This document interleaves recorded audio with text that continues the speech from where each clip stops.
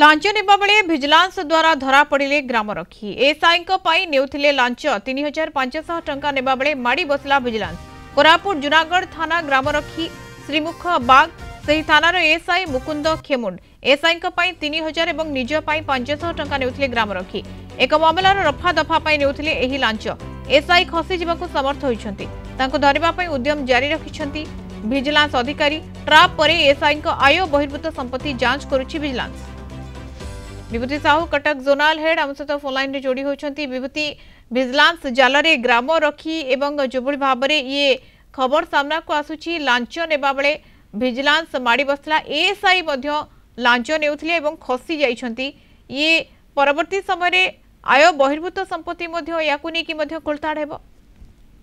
देखो मधुस्मिता कलाहांडी जुनागढ़ थानार एएसआई जड़े ग्रामरक्षी जरिए लांच टंका नौले ग्रामरक्षी लांच टंका नौ ग्रामरक्षी होती श्रीमुख बाग धरी भिजिलांस से जुनागढ़ थानार कलाहांडी जिला जुनागढ़ थानार एएसआई से लांच नौले।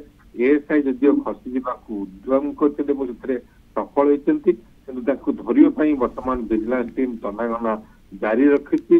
मुकुंद खेमुंडू जे कि एएसआई थे 3000 टंका नहीं मझे जे ग्रामरक्षी सी 500 टंका एमती 3500 टंका नेबा बेले भिजिलांस गतकाली विलंबित राति धरी धरवा पर वर्तमान भिजिलांस दुईटी स्थान एएसआई मुकुंद खेमुंडूकर दुईटी स्थान आय बहिर्भूत संपत्ति जांच करुच्ची।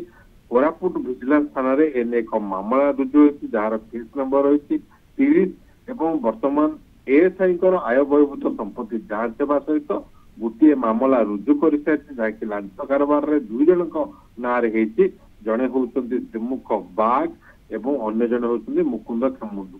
तो श्रीमुख बाग होती ग्रामरक्षी जहां जरिए एक मामलार रफा दफा एएसआई लांच नौले 3500 टंका को जबत कर भिजिलांस और गोटे मामला रुजु कर सारी एएसआई आय बहिर्भूत संपत्ति देखिबो भिजिलांस तेज अन्य एक डीए केस भिजिलांस करिवो।